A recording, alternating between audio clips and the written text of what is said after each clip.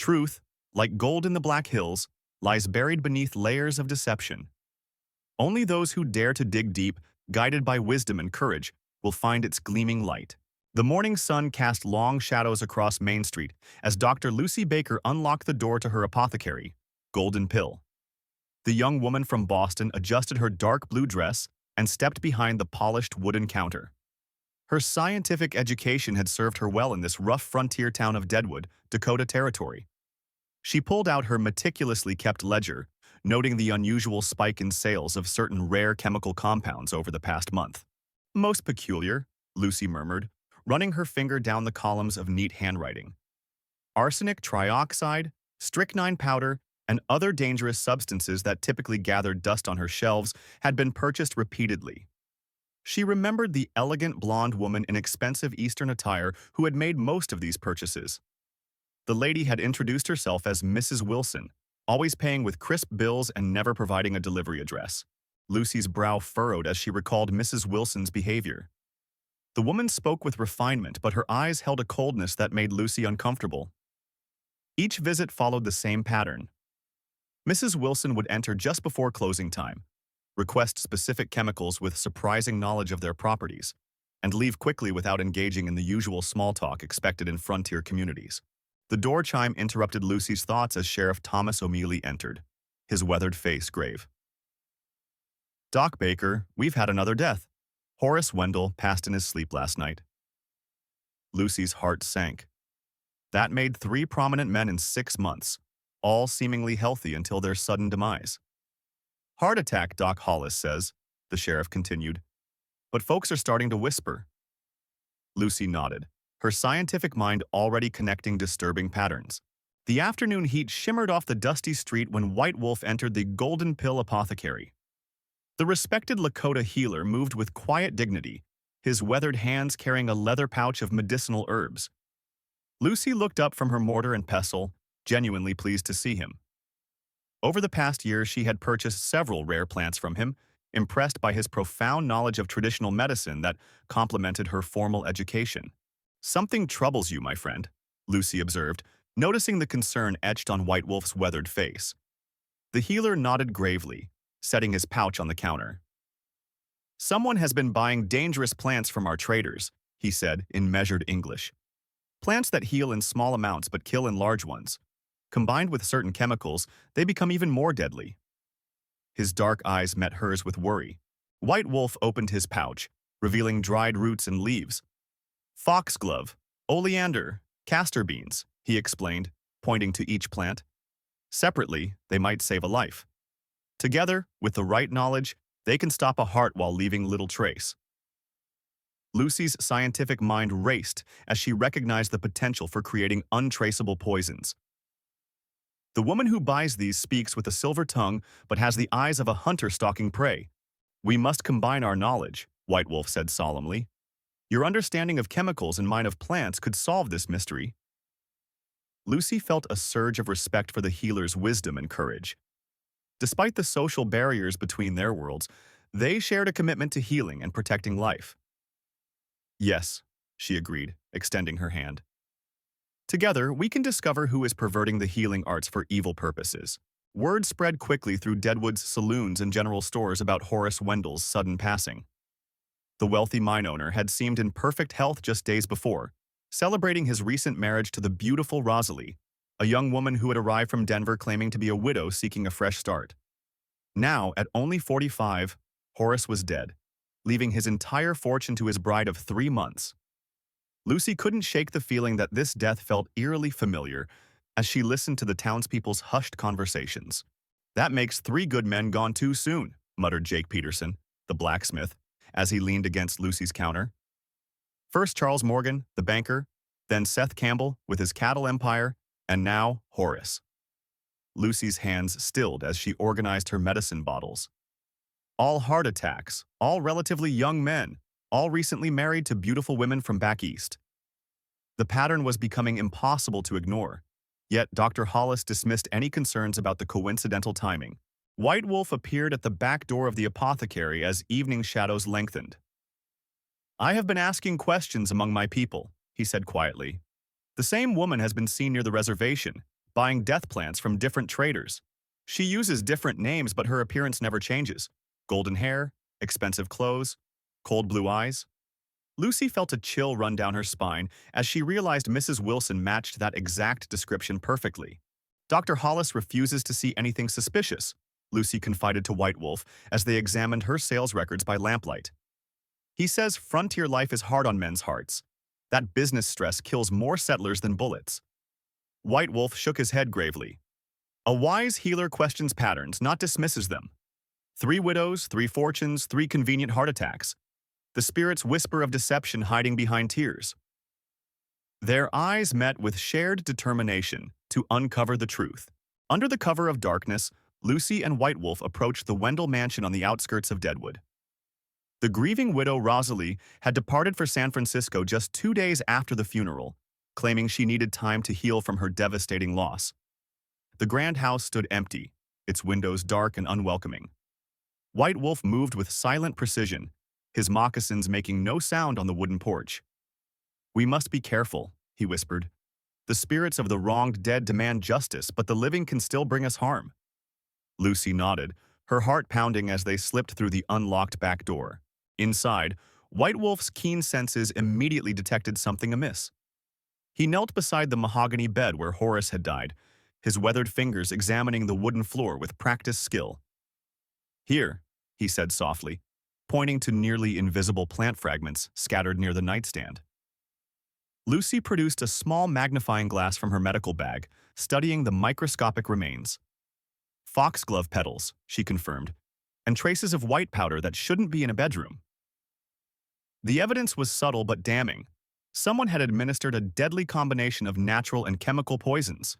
Their search led them to a storage room behind the kitchen, where White Wolf's sharp eyes caught something the sheriff had missed. Strange stains darkened the wooden floor, and empty glass vials lay hidden behind flour sacks. The air carried a faint but distinctive odor that made Lucy's trained nose wrinkle in recognition. "Bitter almonds," she whispered. "That's the scent of cyanide compounds." White Wolf examined the stains more closely, his expression growing darker. "Mixed with plant juices," he added. "Someone prepared death potions in this very room." As they prepared to leave, White Wolf suddenly froze, his hand raised in warning. Footsteps echoed on the front porch, and a woman's voice called out sweetly, "Hello! Is anyone there? I forgot something terribly important." Lucy's blood ran cold as she recognized the refined Eastern accent of Mrs. Wilson. They had been discovered. White Wolf quickly led Lucy to the back exit, but not before they heard the woman enter the house. "She's returned to destroy evidence," Lucy realized with growing dread. "We must warn the sheriff immediately, or she'll disappear forever." Back at the Golden Pill Apothecary, Lucy spread her detailed sales records across the counter, while White Wolf examined the plant samples they had collected. The lamplight flickered as Lucy traced her finger along the dates and chemical purchases. "Look at this pattern," she said, her voice trembling with excitement and fear. Mrs. Wilson bought these exact compounds 1 week before each wedding announcement appeared in the Deadwood Pioneer newspaper. White Wolf nodded grimly, comparing the timeline with his own observations. The same woman visited Chief Standing Bear's camp 3 days before each death, purchasing death plants under the name Mary Thompson. White Wolf pulled out a small leather journal where he had been recording the mysterious woman's activities. "She is like the coyote, clever, patient, always changing her appearance slightly but never her hunting grounds." Lucy read over his careful notes, written in both English and Lakota symbols. "Adelaide Grace, Rebecca Morrison, Elizabeth Carter," she read aloud. All the names she used when meeting different plant traders. But the physical description never changes. Golden hair, expensive jewelry, those cold blue eyes that never smile even when her mouth does. The evidence was mounting, but they needed more proof. Lucy retrieved old copies of the Deadwood Pioneer from beneath her counter, spreading them out to examine the wedding announcements. "Here," she pointed to a small notice from 6 months ago. "Charles Morgan announces his engagement to the lovely Adelaide Grace, recently widowed from Philadelphia, seeking a new life in the West." White Wolf found similar announcements for the other victims. Each time, she claims to be a recent widow from a different eastern city. Each time, she seeks a new beginning with a wealthy man. The pattern was undeniable. Adelaide Grace was a serial killer who married for money and murder. We have the evidence, but we need to catch her in the act, Lucy said, her scientific mind working through the possibilities. If she follows her pattern, she'll target another wealthy man soon. White Wolf's expression hardened with determination. The spirits of the dead cry out for justice. We must stop her before she claims another innocent life. Lucy felt a surge of courage despite the danger they faced. Then we set a trap, but we'll need Sheriff O'Mealy's help, and we'll need to be very careful. Adelaide Grace has proven herself to be extremely dangerous when cornered. As days passed working closely together, Lucy found herself deeply drawn to White Wolf's quiet wisdom and gentle strength. Their evening meetings to study plant properties and chemical compounds had become the highlight of her day. Tonight, they sat by a small fire behind the apothecary, examining medicinal herbs under the starlight. Your knowledge runs deeper than any textbook I studied in Boston, Lucy said softly, watching him carefully prepare a healing poultice. White Wolf's dark eyes met hers with warmth. And your scientific understanding gives new meaning to our ancient ways. Together, we see truths that neither could find alone. The cultural divide between them seemed to fade in these precious moments. White Wolf gently took Lucy's hand as she struggled to identify a particularly difficult plant specimen. Feel the texture, he instructed, his calloused fingers guiding hers over the leaves. The spirits speak through touch as well as sight. Lucy's heart raced at his closeness, the warmth of his hand sending unfamiliar but welcome sensations through her being. Despite the social barriers and potential disapproval from townspeople, she felt a growing connection that transcended their different worlds. You've taught me to see healing as more than just science, she whispered. It's about understanding the harmony between all living things. Their intimate moment was shattered by the sound of footsteps in the alley. White Wolf immediately tensed, his hand moving protectively to Lucy's shoulder. A shadow moved past the window of the apothecary, pausing as if listening. Someone watches us, he breathed, his warrior instincts alert. Lucy's blood chilled as she recognized the silhouette. The elegant posture and expensive hat could only belong to Adelaide Grace. The woman lingered for several minutes before disappearing into the darkness. She knows we're investigating her, Lucy realized with growing fear. We're no longer the hunters. We've become the hunted. The next morning brought disturbing news. Mrs. Henderson from the general store reported that a well-dressed woman had been asking questions about Dr. Baker's personal habits, when she opened the shop, where she lived, who her friends were. She seemed mighty interested in your comings and goings, Mrs. Henderson warned. White Wolf's jaw tightened with concern. Adelaide Grace grows desperate. A cornered wolf is most dangerous. Lucy felt fear creep into her heart, but also determination. Then we must act quickly. If we don't stop her soon, she'll disappear forever, or worse. She didn't need to finish the thought. They both knew Adelaide had already proven she would kill to protect her secrets. Lucy and White Wolf knew they had to act before Adelaide struck again. They devised a cunning plan to lure her into revealing herself. White Wolf visited the Silver Dollar Saloon, where he casually mentioned to the bartender that a wealthy widower named Theodore Blackwood was arriving from Chicago next week, seeking a young wife to share his vast railroad fortune. He's staying at the Grand Hotel, White Wolf said, loudly enough for other patrons to hear. Plans to settle in Deadwood permanently and needs a refined lady to help him establish his social position. The news spread through town like wildfire, just as they had hoped. Lucy played her part perfectly, appearing at the hotel the next day dressed in her finest clothing. She spoke with the desk clerk about reserving the best suite for Mr. Blackwood's arrival, emphasizing his need for privacy and discretion in his search for a suitable bride. He's been terribly lonely since his dear wife passed, Lucy said with practiced sympathy. A man of his wealth and standing deserves a woman of exceptional beauty and refinement. She noticed Adelaide Grace listening from the hotel lobby, pretending to read a newspaper while clearly absorbing every word of the conversation about the fictional wealthy suitor. Adelaide couldn't resist the bait. Within hours, she approached Lucy at the apothecary, introducing herself as Mrs. Victoria Ashford, a refined widow from St. Louis. I couldn't help but overhear your conversation at the hotel, she said with practiced charm. I've been seeking a respectable gentleman who might appreciate a woman of culture and breeding. Lucy fought to keep her expression neutral while studying the woman's cold blue eyes. Mr. Blackwood is quite particular, Lucy replied carefully. He requires absolute discretion and has very specific requirements for his future wife. Meanwhile, White Wolf maintained careful surveillance of Adelaide's rented house on Elm Street. Hidden in the shadows, he watched her prepare for what she believed would be another successful hunt. Through her window, he observed her mixing compounds from small vials, her movements precise and practiced. She laid out an elegant dress and jewelry, preparing her appearance for seduction. White Wolf's warrior instincts screamed danger. Adelaide was readying herself to kill again.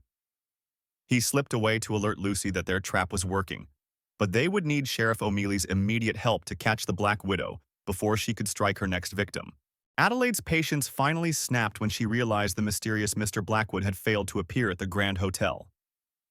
Her carefully laid plans were crumbling, and she suspected Lucy knew more than she was revealing. That evening, Adelaide entered the Golden Pill Apothecary just as Lucy was preparing to close for the night. "Oh, Dr. Baker, thank goodness you're still here," Adelaide gasped, clutching her chest dramatically. "I'm suffering from terrible chest pains and difficulty breathing. Please, you must help me immediately." Lucy's trained eye noticed that Adelaide's symptoms seemed rehearsed, but her medical oath compelled her to offer assistance regardless of her suspicions. "Let me prepare something to ease your discomfort," Lucy said, turning toward her medicine cabinet. Adelaide's eyes gleamed with malicious satisfaction as she reached into her silk purse, withdrawing a small vial of clear liquid. Moving with practiced stealth, she approached the coffee pot that sat warming on Lucy's desk. "This will solve my problems permanently," Adelaide whispered to herself, unscrewing the vial's cork. The deadly liquid was a concentrated extract of castor beans mixed with prussic acid, a combination that would cause immediate cardiac arrest while leaving minimal traces in the victim's system. White Wolf had been watching the apothecary from across the street, his warrior instincts alert to danger. Through the window, he saw Adelaide's suspicious movements toward Lucy's coffee cup. Without hesitation, he burst through the front door just as Adelaide was pouring the poison into the steaming liquid. "Lucy, don't drink that," he shouted, diving forward to knock the cup from her hands. The ceramic shattered against the floor, sending the deadly mixture splashing across the wooden planks. Adelaide shrieked in fury and surprise, her carefully composed mask finally slipping to reveal the cold killer beneath. Adelaide lunged toward the door, but White Wolf was faster. His strong hands caught her wrist as she tried to flee, and he quickly secured her arms behind her back. "You're not going anywhere, Adelaide Grace," he said firmly. Lucy, shaken but unharmed, quickly gathered the evidence scattered around the shop: the empty vial, the broken coffee cup, and Adelaide's purse containing more poison supplies. "Sheriff O'Mealy will be very interested in what you've been carrying," Lucy said, her voice steady despite her racing heart. Adelaide's elegant facade crumbled completely as she realized her deadly game was finally over. Sheriff O'Mealy arrived at the Golden Pill Apothecary within minutes of White Wolf's urgent summons. Adelaide Grace sat in stony silence, her wrists bound with rope, her elegant composure replaced by cold defiance. "Sheriff, this woman just attempted to poison Dr. Baker," White Wolf explained, indicating the shattered coffee cup and spilled liquid on the floor. Lucy presented the evidence methodically: the empty vial, Adelaide's purse containing additional poison supplies, and her detailed sales records showing the pattern of chemical purchases. "The proof is overwhelming," Lucy said firmly. "Adelaide Grace is responsible for at least 3 deaths in Deadwood, possibly more elsewhere." The search of Adelaide's rented house revealed the full scope of her crimes. Sheriff O'Mealy and his deputies discovered a sophisticated laboratory in the basement, complete with distillation equipment, chemical compounds, and detailed journals documenting her methods. "Good Lord," breathed Deputy Morrison, examining bottles of various poisons arranged on wooden shelves. Adelaide's journals contained meticulous records of her victims' habits, their wealth, and the exact timing of each death.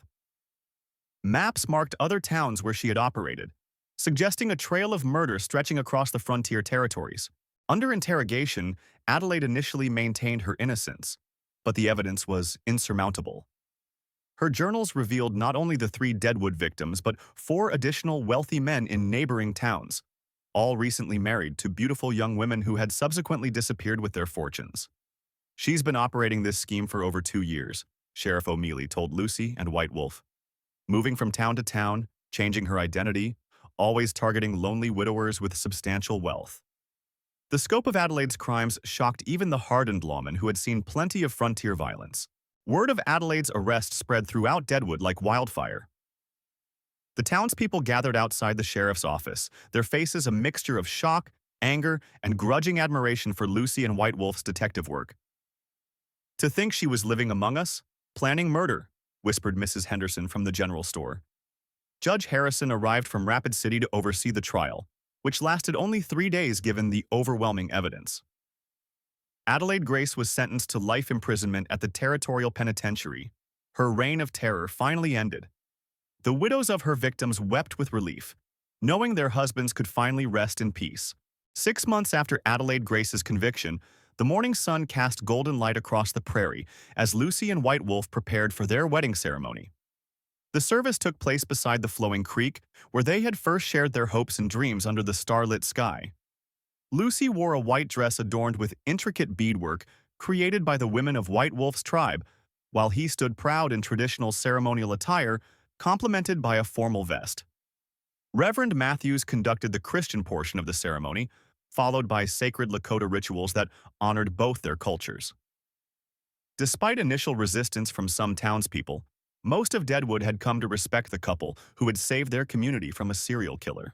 The newlyweds established their home in a modest house on the outskirts of town, where they created a unique space that blended Lucy's scientific equipment with White Wolf's traditional healing practices.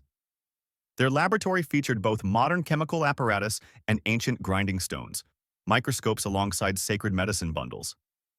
"We're building something entirely new," Lucy said as she organized their combined library of medical texts and tribal knowledge. White Wolf nodded, carefully cataloging medicinal plants according to both their scientific names and spiritual properties. Their collaboration represented a revolutionary approach to frontier medicine, combining the best of both worlds. Word of their innovative toxicology methods spread throughout the Dakota Territory, attracting attention from law enforcement agencies across the region. Sheriff departments began requesting their expertise in investigating suspicious deaths and poisoning cases. "Your knowledge saved more lives than just those in Deadwood," Sheriff O'Mealy told them during one of their consultations. Lucy and White Wolf developed standardized procedures for detecting plant-based poisons, creating detailed reference guides that could be used by other investigators. Their work established the first systematic approach to forensic toxicology in the frontier territories. As autumn painted the hills in brilliant colors, Lucy and White Wolf stood on their porch watching the sunset over the Black Hills. The Golden Pill Apothecary had expanded into a thriving medical practice that served both the town and the nearby reservation. "We've created something beautiful together," Lucy said, her hand resting on her growing belly where their first child was developing. White Wolf smiled, his arm encircling her waist protectively. "Our children will grow up in a world where healing knowledge flows freely between all peoples." Their love had not only solved a series of murders, but had also built a bridge between two cultures, proving that understanding and cooperation could overcome any barrier.